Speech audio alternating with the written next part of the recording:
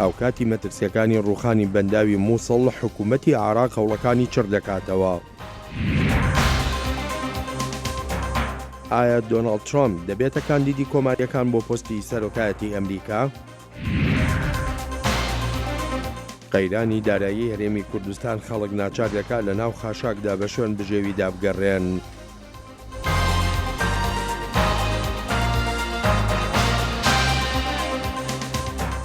خۆش هاتنەوە بۆ کورد کۆنەکشنێکی نوێ. کورد کۆنەکشن بەرنامەیەکە بەشی کوردیە دەنگی ئەمریکایە کۆڕۆژین سێشەم و ئیران بە ئاواکی زیندی لەسەر کەناڵە NRT تێبەڵافکردن و ئەمژی عێراقیدا دەست پێ بکەن. بهتری ملیۆنێک عێراقی دەبن مەترسیا مرنێ دەنا ئەگەر بەنداوە مووسڵێ هەلوەشە و چەمێ دژ لە دەردۆرێ داگر بکە ڕەوشە بەنداوێ تێک چوو دشەرێ داعش و کۆنترۆلکردنا دەمکیا چەکدارن واندا لە ناوچەیە دەمەکێدا کۆ هەلمەتا هێزن ئەو لە کاریە عێراقی لە دژی داعش بەردەوامە بە پشتگیریە ئێریشên عەزمانیên ئەمریکا و هەڤالبەندên wê خالد فتاح ئەف پێدا چوون کریە. لشکر عراقی دگل چکدارن شیعه اپراسیونکا لشکری دجی چکدارن دولتا اسلامی لبیابانا روش آوایا بغدا پیک اینان به مرما قدکرنا رین برحف کرنا آلیکاریه دناوبرا پارێزگەها انبار و باجر مووسڵ لباکور عراقی. ولاتن ایگرتین امریکا و هەڤالبەندên wê بیستونه هێرشên آسمانی دژی بنگehên çekdarên Daişê li Iraqê Sûriye pêk înan ku 21 hêriş çekdar û ambarên çekê Daişê li Iraqê kirine armanc. کاربدستین امریکا گمانê naexne ser ji navbirina Daişê. Our focus here is going to be on counter-ISIL. سنگیا ملویری ویل سرجنابرنا داعش به شر لدج داعش و بردوام به جبر کو د داعش جناف هر و جناف هر جی او جاروشا شر نافخوی سوریه بچ آلیکی دا و هر بودم پتر 10 سالان عراق د قیرانک سیاسی و لشکری و آبوری دا درباز دبد و زیده باری هنده گفا حرفاندنا بندا و مووسڵ جیانا پتر میلیون کسا اخستیت مترسیه دا. کار دهی پیشنبه دست پیکر بو بهزکرنا بنیادن بنداوه کو پرزگریکن عراق و بخمیا دست حالاته ترس اخسته دل خلک اول سر رو باره دجله دجین. احنا خايفين يعني ما نعرف هاي اكيده ما اكيده ما نعرف. ام دترسن ام نزانن افراستا يانا ام خدان مالبات و زاروكن و ام لكيلك آوا دجله دجي. بنداف پیدوی به سخبیریا بردام هیا جبر کو لسر اردک اساسی هاتی آوا کرن. حکومت عراقی رکفتنک به 300 میلیون دلاران دگل کمپانیا تریوی یا ایتالی بوچاره سرکرنا و کشه لدم 18 مهانده امضا کرد. لعراقیان ترسا حرفاندنا بنداوی هنه جبری گهشتنا اندازیارن ایتالی. بالیوزخانه امریکا دوی هفتیه دادازانین حرفاندنا بنداوی پرسکا جدیه. امریکا و حکومت عراقی کاری بو پیکینانا نخشکا و گوهاستنا میلیونک و 500,000 کسان دکن.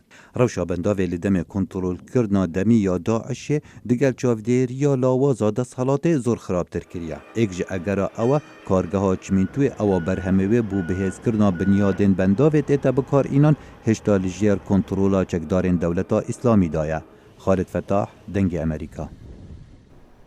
25 ساڵ پاش ڕاپەڕین و فەرمانڕەوایەتی خۆیی کورد لە هەرێمی کوردستان قەیرانێکی قورسی دارایی لە هەرێم سەرهەڵدەدا. وەک ئەحمەد زێباری پەیامنێری دەنگی ئەمریکا لە ڕاپۆرتەکەیدا دەڵێت کاریگەریە نەرێنیەکانی ئەم قەیرانە وەهایان کردووە خەڵک لە ناو خاشاکەکاندا بە شوێن بژێویدا بگەڕێن. ڕۆژانە زیاتر لە 200 کەس لە نێو زبڵخانەیەکانی قڕژاڵەی شاری هەولێر کار دەکەن و بە دوای کۆکردنەوەی پارچە ئاسن و فافون و کارتون و پلاستیکدا دەگەڕێن. وەک خۆیان دەڵێن لە بەرنەبوونی کارێکی وا کە ژیانیان پێ بەڕێوە بچێت بە ناچاری دەستیان داواتە ئەم کارە قورسە.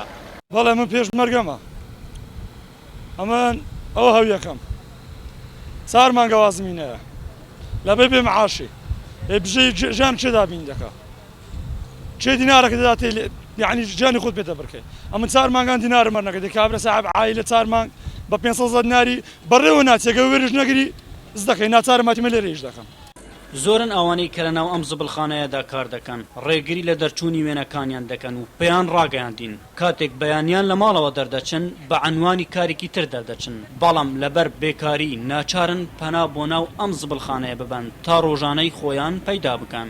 ئێستاکە عەرەبی تێدا کوردی تێدا شەبەچی تێدا سووری تێدا بڕوان پێ بکە کو ئێستا قەیران لەناو بازاڕی هەیە لەناو شارەکانەیە قەیران لە مەزبەلەش پەیدا بووە ئەم لێرە باغی خڕ دەکەمەوە هەیە ئاسنی خڕ دەکاتەوە هەیە فافۆنی خڕ دەکاتەوە هەیە سندوقی خردەکاتەوە ئەو هەر کەسەوە بە پێ ئەوەی خۆی کابرای مەسئول لە خۆی تێرە دەرێتە ملەتی سەبرت بگری سەبر بگرە ئێ باش ئەم سەبر دەگرم بەزووکی لە بەرسام مردم مار و مندارم زەلیل بوو ئایا ئەو سەبرە بە حتا کەنجێ عەبدولقادر ئەو گەنجەیە بەهۆی خراپی ژیانی خێزانەکان و لێدوانێکی ناوبراو لە ماوەکانی پێشوو لە میدیەکانی هەرێمی کوردستانەوە وەک خۆی دەڵێ لە وەزارەتی شارەوانی بە ئەمری وەزیری شارەوانی دامەزرا دەرسم دەخین بام پێشمەرگە بوو لە مەکتەبێ بووم دوای وازم لە مەکتەبی نهاتما لێرە ئیشم کرد جەنابی وەزیری ئەمنی دامەزران لە شارەوانی 3 مانگە مەعاش نهات و وازم لێی نەهاتمەوە ئێرکوانە ئێستاکەش لەوەتیەوە مەعاشەنێ خەرک گەلە زۆر بە لێرە پێشترێ کەم بوو بەس ئێستا گەلە زۆر بووە هیوادارم شتێکمان لێو بکەن ئاوڕەکی ئێرە بدەنەوە پێش دروستبوونی قەیرانەکانی هەرێمی کوردستان ژمارەی ئەو کەسانەی کە لێرە کاریان دەکرد کەم بوون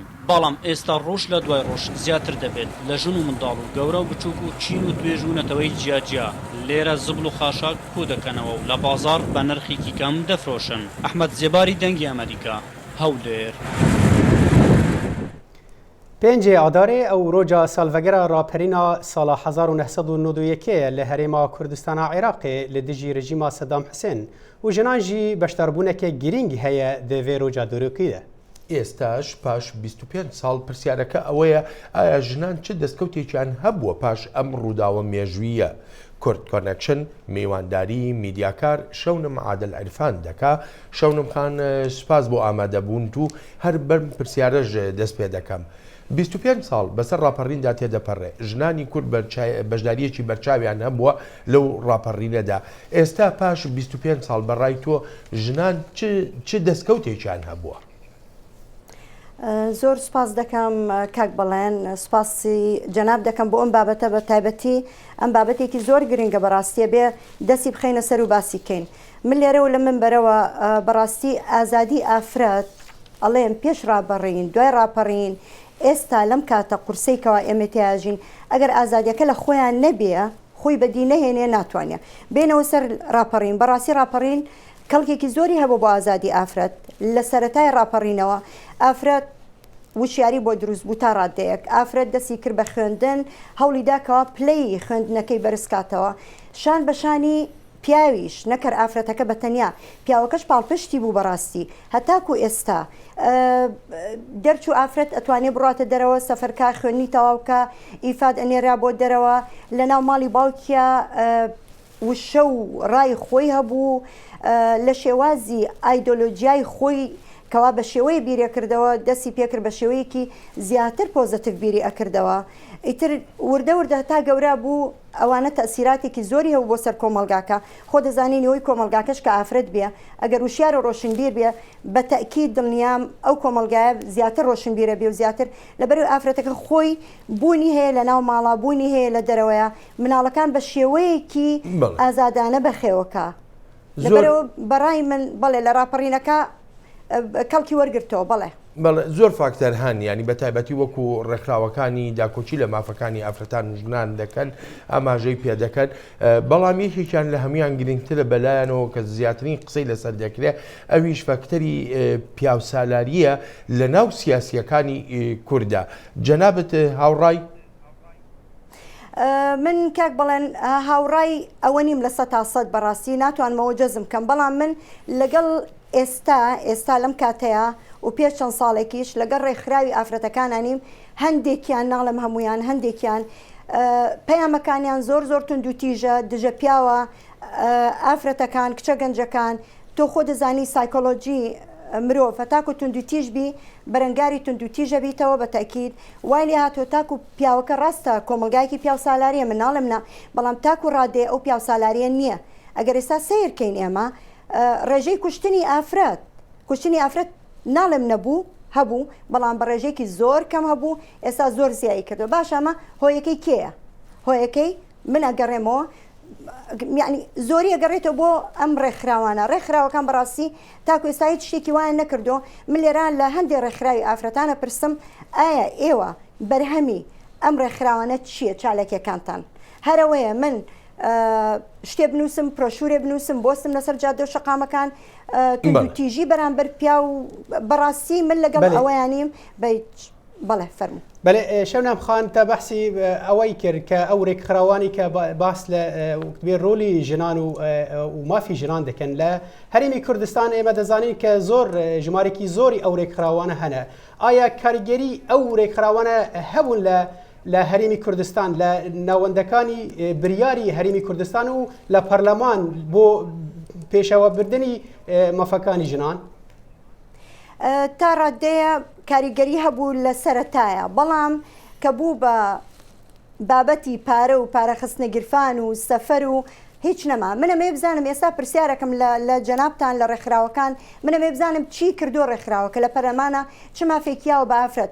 من ناڵێم ماف ئەبێ پیاو بیا بە ئافرەت، بەڵام هەمیشە من لەگەڵ ئەو پەیاما بووم کە ئەبێ تۆ خۆت مافی خۆتە هەبێ. ئەو مافە لە مناڵێەوە دروستە بێ لە خێزانەکە، بچووکترین کۆمەلگا خێزانەکەیە و گەورەترین کۆمەلگاش دووبارە خێزانەکەیە.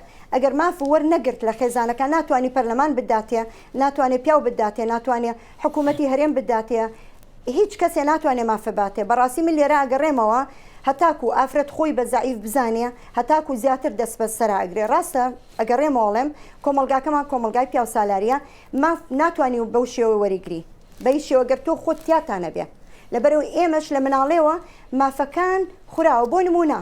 بۆ نمونە تۆ مناڵی دایکەکە پێ دەڵێ ئەوە بەرە بۆ براکە و ئاگال لە براکە و بێ، براکە و قسەیەکەمی هەیە، ئەوەی براکە دەستکاری مەکە، بە قسەی بکە، باوکە لەگەڵ ڕێزما بە قسە ئەکرێ. بەڵام ئەگەر لە کاتێکە دایک و باوکەکە لەگەڵ دایکەکە بە قسەی دایکی کرد، هاوپەیمان بوون بە یەکەوە، ئەو کچەکەش بەو شێوەیە گەورایە بێ. بەڵێ شەونام خان لە وەکو مەدیەکار و وەکبێ چاودێرێک ئاەت ینی چاوەڕوانی دەکرد کە ئەو لە پاش ئەو ڕاپەرینە ژنی کورد خۆ بکوژرێت ئان خۆی بەخۆ بکوژێ لە نەچاریدا.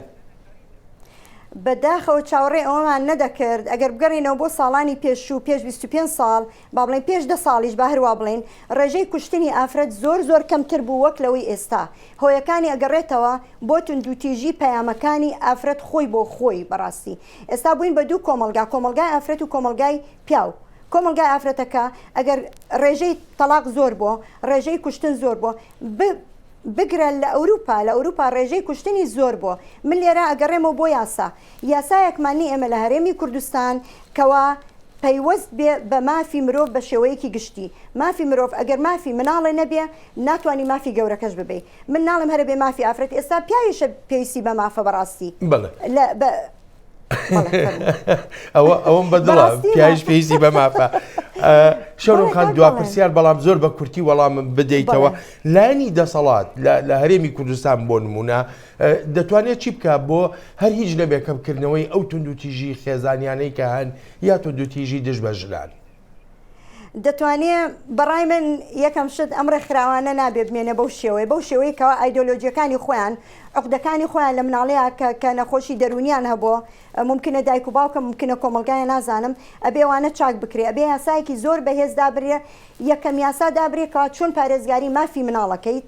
مافی مناڵ دەست پێکا لە ڕۆزەوە لە حەزانەوە دوایی لە سەرەتاییەوە، نەک بێ مامۆستایە بە یەکێ بڵێ مناڵێک منەوە لە بەردەمی خۆیان بووم بە دایکەکەی وت ئەترسم، مامۆستاکە وتێتی ئەبێ وا بکەی دایکە باوکە قورئانە دینە ئەگینا ئەسووتەی مناڵەکە ئەلەرزی دەستێ کرد بە گریان. پێویستیمان بە یاسایەکی بەهێزەیە بۆ پاراستنی مناڵ بە شێوەیەکی تەندروستی بۆی کە گەورە بۆ ئەو کچە بە شێوەیەکی تەندروستی گەورە بێ.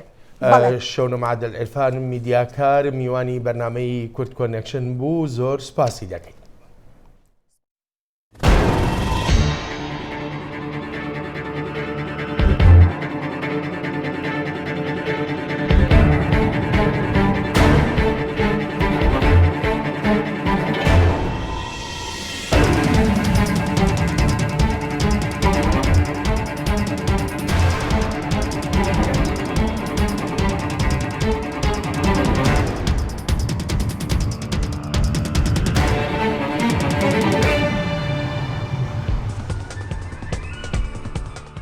NRT, Kurdistan's #1 news channel. چاودێرن سیاسی دەبێژن بیزنسمانی ئەمریکی دۆناڵد ترامپ بهتر بەر بە وەرگرتنا کاندیدکردنا کۆماریان یا سەرۆکاتیە و دچە پشتی سەرکەفتنا ویە مەزن ڕۆژا سێشەمێ gelek serkirdeyên Partiya Komarî dixwazin wî rawestînin lê xema weyekê dixwin ku bi van hewlan Partiya xwe ya Komarî parçe bikin di hilbijartinan da. Heyder Kerîm raportek divê derbarê de amade kiriye. لە هەڵبژاردنەکانی ڕۆژی سێشەمەی ڕابردوو هیلری کلنتن وەزیری پێشووی دەرەوەی ئەمریکا و دۆناڵد ترامپ کارداری ئەمریکا سەرکەوتنی مەزنیان وەدەستێنا. بەڵام دۆناڵد ترامپ کە لە پێشەوەی ڕکەبەرە کۆماریەکانێتی بەرەو ڕووی هەوڵ و کۆشی نوێ بۆتەوە بۆ ڕاگررتنی هەڵمەتی هەڵبژاردننی. کۆمەڵێک لە 6 شارەزای سیاسی دێرینی کۆماریەکان نامەیەکی مۆرکراوی هاوبەشیان دژی ترامپ لە درەنگانێکی چوارشەمە بڵاو کردەوە و تێیدا دەڵێن ترامپ بە شێوەیەک ڕەفتار دەکات کەوا سەلامەتی ئەمریکا کەمتر دەکاتەوە بۆ ئەمەش ئاماژەیان با وتارەکانی ترامپ دژی ئیسلام کردووە. شەوی چوارشەمەش لە گرتبوونەوەیکی گشتیدا لە نیویۆرک هیلری کلنتن ڕخنەی لە هەڵسوکەوتی نێرە کۆماریەکانی گرت. زۆر لۆمەکردن و سوکایەتی پێکردن لە هەڵمەتی هەڵبژاردنەکانی کۆماریەکاندا هەیە. ڕەنگە هەندێک بڵێن ئەوە سەرگەرمیە، بەڵام من پێتان دەڵێم ئەمە کارێکی خەتەرناکە. لە ڕاستیدا ئەوە گرنگە کاتێک پێشەبەرکی بۆ سەرۆکایەتی دەیکەی بزانیت چی دەڵێت و کاتێک کە دەبێتە سەرۆک ئەوەی کەی دەیڵێیت گرنگە چونکە تەواوی جیهان گوێیان لێت دەبێت. ئەلبەتە زۆر لە ڕێبەرانی پارتی کۆماری و کۆنەپارێزەکان هەوڵی ڕاگررتنی ترام دەدەن بەڵام نیگرانن لەوەی کە ئەمە لەوانەیە پارتیەکە دابەش بکات. لەگەڵەوەشدا زۆر لە دەنگدەرانی کۆماریەکان وەک تانیە کاتن پشتیوانی ترام دەکەن. ترامپ ڕاستگۆیە و ئەوەی مەبەستی بێت ئەوەی دەڵێت. بە درێژای ساڵان ترامپ پشتیوانی لە بەرنامەی هەردوو لێبراڕەکان و کۆنەپارێزەکان کردووە کە ناوبانجی بە سەوداساز دەرکردووە. جولی تۆرنەر سەرۆکی کۆمەڵی نیشتیمان پەروەرانی تەکساس دەڵێت تۆ نازانێت چی بەلای ترامپەوە جێگای سەوداکردن نییە و هەروەها ڕەنگە مەسلەی سەوداسازی ببێتە بابەتێکی مەزن لە باسەکانی کۆنگرەی کۆماریەکان لە مانجی حەوتدا. ئەوە بابەتێکی گفتوگۆیەکی گەلێک مەزنە. من پێم وایە لە کۆنگرەی کۆماریەکاندا شیانی ڕۆدانی ئاڵۆزی دەبێت. بەڵام مارک جۆنس توێژەری سیاسی لە زانکۆی ڕایز دەڵێت ئەگەر کۆماریەکان ڕێگا لە ترامپ بگرن ئەوە دەبێت بەرەو ڕووی لە ئەنگرە تووڕەکانی ببنەوە. ئەوان یان دەبێت پشتیوانی لە کاندیدبوونی ترامپ لە مانگی 11دا بکەن یان پشتیوانی لە کەسێکی دیکە بکەن. بەڵام ئەگەر ئەوە بکەن پشتیوانی لە ئەنگرانی ترامپ لە مانگی 11دا لە دەست دەدەن. بەڵام لە ئەنگرانی دەڵێن ترامپ پارتیەکە بەهێز و چالاک دەکات و کۆشتی سپی لە مانجی 11 دەباتەوە. هەر بۆیەش ئێستا سەرنجەکان هەموو خراونەتە سەر هەڵبژاردنەکانی 15 ئەم مانگە کە بە دووەم سێشەمەی مەزندان دەدرێت و 5 ویلایەتی گرنگ لە خۆ دەگرن. فلۆریدا، ئیلەنۆی، میزوری، نۆرت کارۆلاینا و ئۆهایۆ. گومانی تێدا نیە ئەو هەڵبژاردنانە بریاردەر دەبن لە کەمبوونەوەی ژمارەی کاندیدەکان. حەیدەر کەریم، دەنجی ئەمریکا.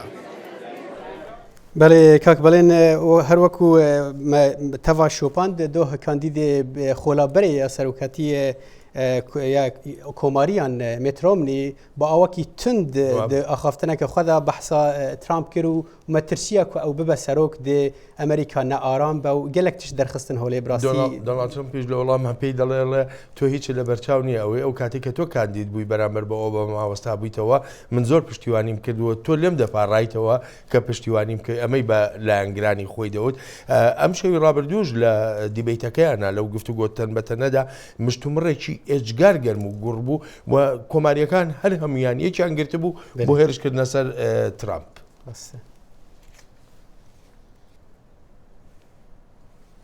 هەر لە پێنجخولەکی یەکەمی ئەو وتوێژە تەنبەتەنەدا دۆناڵد ترامپ و هەروەها مارکۆ ڕۆبیۆ بە هێرشکردنە سەر یەکتر و تەنزدان لە یەکتر دەستیان پێکرد. شێوازی لێدوانەکانی دۆناڵد ترامپ و هەڵوێستە توندەکانیشی وەهایان کردووە زۆرێک لە کۆماریەکان لێک نزیک ببنەوە وەک هاوپەیمان دژی ترامپ. زۆرێک لە یاسادانەران و کەسایەتیەکانی کۆماری دەڵێن هەرگیز پشتیوانی لە ترامپ ناکەن.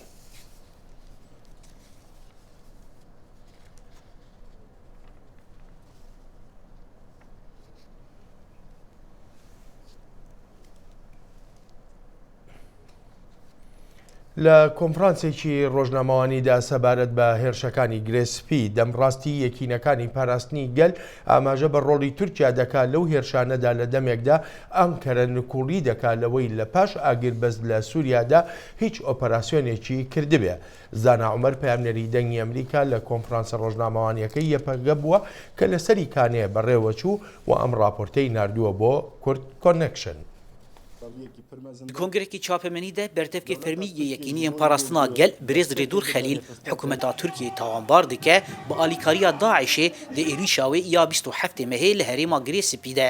هەروەها برێز خەلیل تەکەس دکە گۆ داعشێ دە ئۆپراسیۆنا خۆدا عێریشانی سەر 30 خاڵین لەشکەری یەن یەپەکێ سێ عێریش جوان ji xaka Tirkiyeyê pêk hat û bi alîkariya artêşa Tirkiyeyê êrîşa Daişê bi armanca birîna riya navbera Kuban û Cezîrê û kontrolkirina Girêspî bû.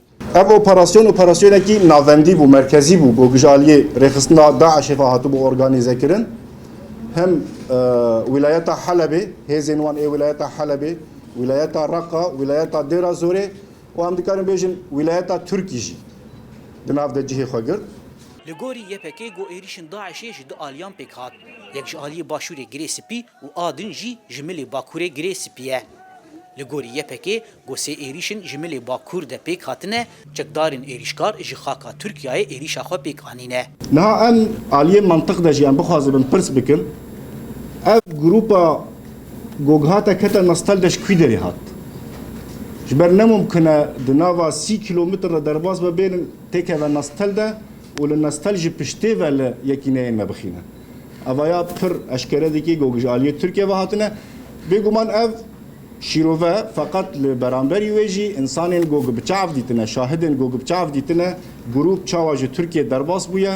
Her wiha dîlên Daişê ê gog destê me de etirafê gogkirine bi zimanê xwe bi devê xwe dibêjin got grup ji aliyê Tirkiye ve derbasî Rojavayê Kurdistanê bûye.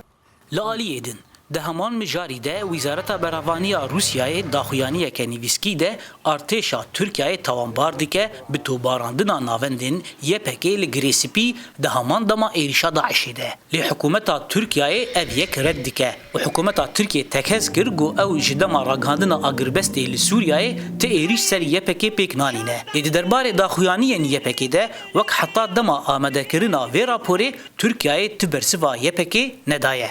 Di encama êrişên Daişê de 23 sivîl û 43 şervanên YPG jiyana xwe ji dest dan. Li gorî hîn jêderên leşkerî gobalafirên koalîsyona navnetewî nêzîkî 5 derbeyên li terorîsta dan. Hêjaya gotinê got Daişê filmeke ser malperên xwe belav kir. Û tê de derbeyên balafira koalîsyona navnetewî jî diyar dibe. Li ser pirsa got gelo wê helwesta YPG di derbarê helwesta Tirkiyeyê çi be? Birêz Xelîl bersivê dide û dibêje em nakevin xefka Tirkiyeyê de. Ew bû gog em di cebheyên dîtir yê li hemberî Daişê de zeîf bikevin, bi Tirkiye re mijûl bibin, Daişê jî di wê ortê de bihêz bibe, xurt bibe û berfireh bibe. Feqet bêguman ev tehrîkên Tirkiye em zû bi zû nakeve dêne. Hêjaya gotinê got hêza Daişê ya êrîşkar ji nêzîkî 400 xwekujeran pêk dihat. Beşeke ji êrîşkeran ji zarokên got bi navê Eşbar el-Xîlafa pêk dihat yên got temenê wan di navbera 16 û 18 salî bû. Zana Umer dengê Amerîka serê kaniyê. Belê her wekû Zana Umer anî ziman ku hikûmeta Tirkiye berseva wan tawanan bi awakî rasterastî nedaye lê ew ji berê da alîkariya tawana alîkariya Tirkiye red dike. Rewşa penaberên Sûrî lê Yunanistanê Tirkiye û deverên din her diçe xerabtir dibe di demekê de ku berpirsên neteweyên yekgirtî hewl didin rêkeftinekê pêk bînin di navbera aliyên şer de li Sûriyê da dawiyê li krîza xelkê vî welatê hilweşiyayî piştî sepandina agirbestê li wir bînin.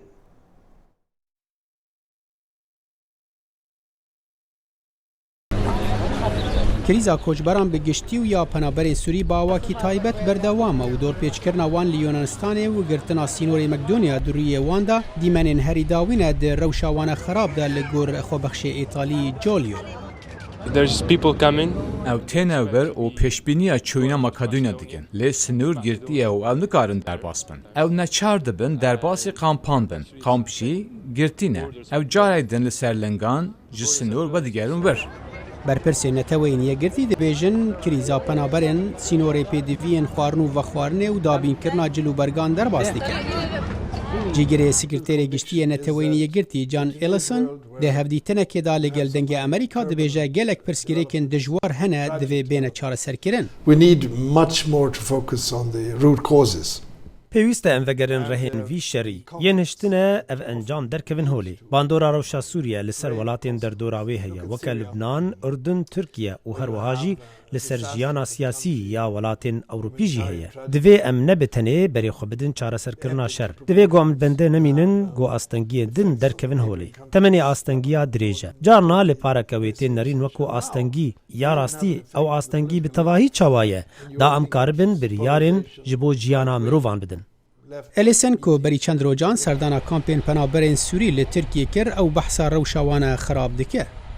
I was at the border between Syria and Turkey. Ez li ser sînorê Tirkiye bûm lê kampa got 15,000 penaber vedhewîne. Ez li gel mamoste û malbatên Sûrî axivîm û piştre ez çûm Ankara û Stenbolê. Rewşa wan a mirovayî ya xerab ez êşandim. Zarokên goçê pêşeroj nabînin û xwediyên wan bêhêvîne li wir. Dixwestin vegerin bajarê xwe li Humus, Idlib û Helebê got hatine helwişandin û divê kesek wan ava bike. بەرپرسێن نەتەوەین یەکگرتی بەهێڤینە کۆ ئاگربەستا سووریە ببە دەرگەهێک ji بۆ سەرکەفتنا ئاخافتنên ئاشتیە کۆ ئەو ژی ڕێڤەکن ji بۆ چارەسەریەکە دەم درێژ ji بۆ شەرê سووریە و vegera xelkê penaber bû mal û gund û bajarên xwe. سەرۆک ئۆباما ڕێنمایی داوە بە دەستەی ئاسایشی نیشتیمانی ئەمریکا تا شەڕەکان دژی ڕێکخراوی دەوڵەتی ئیسلامی تونتر بکرێن. بەڵام لەگەڵ ئەمەشدا وەک سەلاحی پیرۆتی لە راپۆرتەکەیدا ئەماژەی پێدەکا پسپۆڕان دەڵێن هێشتاش ئەم ڕێکخراوە تونڕەوە لە توانایدایە گەنجان لە ئەوروپا و لە ڕۆژهەڵاتی ناوەڕاستیشەوە خەڵک بۆ خۆی ڕابکێشەیە. سەرۆک ئۆباما لە لێدوانەکانی حوتوی ڕابردوو بە بەشداری کاربەدەستانی باڵای ئاسایش لە وەزارەتی دەرەوە کوتی کۆتایی پیاتنی شەڕ و کێشەکان لە سووریا و عێراق بۆ شکستدانی تۆڕی تێرۆریستی داعش یارمەتی دەرە. جارێکی دیکە دەمەوێت بڵێم کە ئەوە وەک شەڕێکی سەخت دەمێنێتەوە دۆخەکە لە سووریا و عێراق یەکێک لە هەرەگرفتەکانی پرتەنگ و چەڵەمەیەکە جیهان لەم دوایانایە دیوێتی داعش لە ناوچەکانی شاردا لە ئاستێکی بەرگریدایە و لە مرۆڤ کەڵ گوەردەگرێت بۆ ئەوەی پێشی هێرشکردن بۆ سەرخۆیان بگرن. سەرۆک ئۆباما کوتی ئاماژە هەن کە چوونی شەڕکەرانی بیانی بۆ نێو سووریا وێ دەچێت کەمتر بوو بێتەوە و ئەوەش بۆ میلیتانەکانی بەگرف دەکات کە ڕیزەکانی خۆیان پێپڕ بکەنەوە. لە زانکۆی جان هاپکینز لە واشنگتن شارەزایەکی بەشی تێرۆریزم ئەم وتەی سەرۆک ئۆباما پشتڕاست دەکات. Back in 2014 the organisation had between 25 and 31,000 fighters. لە 2014 ئەو ڕێکخراوە 25 بۆ 31,000 شەڕکەری هەبوو. بە پێی مەزەندەی ئێستای ئەمریکا ئەو ژمارەیە دەگاتە 25,000 کەس. لە ماوەی ئەو 2 ساڵەدا 25 بۆ 27,000 چوونەتە نێو ریزی داعش کە ئەوانن لە هێرشەکانی ئاسمانی و کردارەکانی سەرزەوی هاوپەیماناندا کوژراون. ئەوە کە بۆچی کەسانێکی زۆر هەندەستنە نێو ڕێزی داعش دەکرێت لە چەندین هۆدا بدۆزرێتەوە وەک خانمی ئەن سپیک هارد شی دەکاتەوە. داعش بە ئەنقەس وا خۆنیشان دەدات کە جێگرەوەیەک بۆ سیستمی کۆنتترۆل و بەڕێوەبردننی کاروباری جیهانی واتا بیرۆکەی خلافەتە شتێکە هەوڵ دەدا سرنجی هەموو جیهان بۆ لای خۆی ڕابچێشێت. دووهەم ئایدۆلۆژی کە بە شێوەیەکی هەڵا هێرش بۆ سەرخەڵکی مەدەنی پاساو دەدات بۆ ئەوەی هانی ئەو کەسانە بدات کە نوێنەرایەتیان دەکات. واسێهەم نیشان دەدات کە لەباری کۆمەڵایەتی پشتیوانی بۆ کەسان دابێن دەکات. شارەزای تێرۆریزم لیستەر پژڕاستی دەکات کە توندوتیژی داعش یەکێک لەو هۆیانەیە کە گەنجان دەستنە نێو گروپەکە. لە ماوەی 2 ساڵی ڕابردوودا توندوتیژی و درڕندەیمان لە داعش دیتووە. گەنجان لە ئەوروپا و لە خۆرڵاتی ناوەڕاست لە نێو گرتە ڤیددیۆیەکانی داعشدا چاو لە کۆمەڵ کوژی و سەربڕینەکان دەکەن کە بۆ ئێمە جێگەی ئەو پەڕی بێزاریە. بەڵام کارتێکردنی لەسەر هێندێک کەس هەیە لە عێراق و سووریادا تێکەڵ بە داعش بن. بەڵام سەرۆک ئۆباما دەڵێت مسۆگەرن کە داعش شکست دەدەن. ئەمن دڵنیام کە سەرکەوتو دەبین ئێمە ئێستا لە چاومانگی ڕابردوو یان 3 مانگی ڕابردوو لە دۆخێکی باشتر داین لە کۆتاییدا دەڕەندەی داعش بە پێچەوانەی خواستی میلیۆنها کەسە کە دەیانەوێت لە ئاسایش و سەرەوەریدا بژین. هەروەها شارەزایانی بەشی تێرۆریزم و توندوتیژی ئاماژان پێداوە کە بوونی بێکاری و جیاوازیدانان لە هێندێک وڵاتی ئوروپایی وای کردووە کە گەنجان ڕوو لە ڕیزەکانی داعش بکەن. سەلاحی پیرۆتی دەنجی ئەمریکا. هەر بەم راپۆرتەش خۆشەویستان دەینە کۆتایی بەرنامەی ئەمڕۆی کورد کۆنێکشن تا بە یەکگەیشتنەوەی داهاتوومان لە ڕۆژی سێشەممەی داهاتوودا ڕێز و خۆشەویستیمان پەسەند بفەرمونون بمینە دناو خێر و خۆشیەدا خاترێەوە.